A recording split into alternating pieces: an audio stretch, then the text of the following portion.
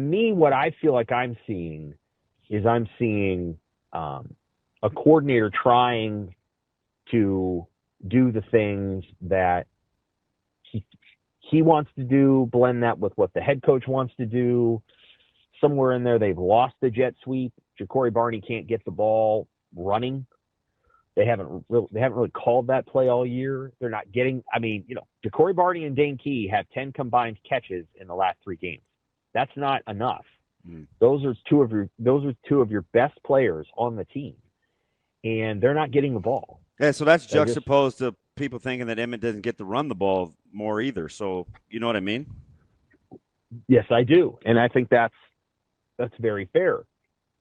Emmett has, I think, I could be wrong. I think Emmett has more catches than the two of those guys combined in the last 3 games, and I'm pretty confident he has more targets because he's getting the ball on dump offs. Mm-hmm. And so I could be wrong about that last number, but it's close. He and Lindemeyer certainly are getting more catches over the last 3 or 4 games than Key and Barney, and I don't really think that's where you want to be. I know what Lindemeyer's role is, and Lindemeyer's actually been pretty good, like he as a receiver. But Ja'Cory Barney needs to be a big part of the offense. And Dane Key's had 2 games now against Michigan State and against Minnesota where he didn't have a catch at all.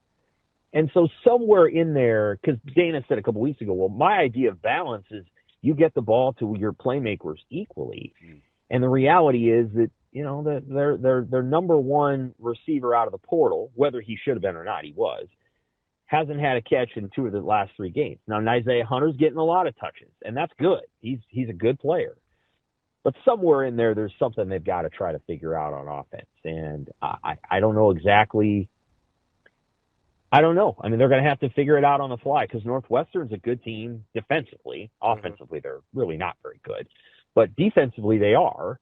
And they're not going to take it easy on Nebraska. And then USC is going to get a bye week to get healthy and to come to Nebraska. And in USC's mind at this moment, USC thinks they're still in the playoff, but they got to go get a road win. So USC is probably going to come to Nebraska very focused and very ready to play, and they will not be an easy out for Nebraska. That'll be a very challenging game, no matter what people think of USC's performance at Notre Dame.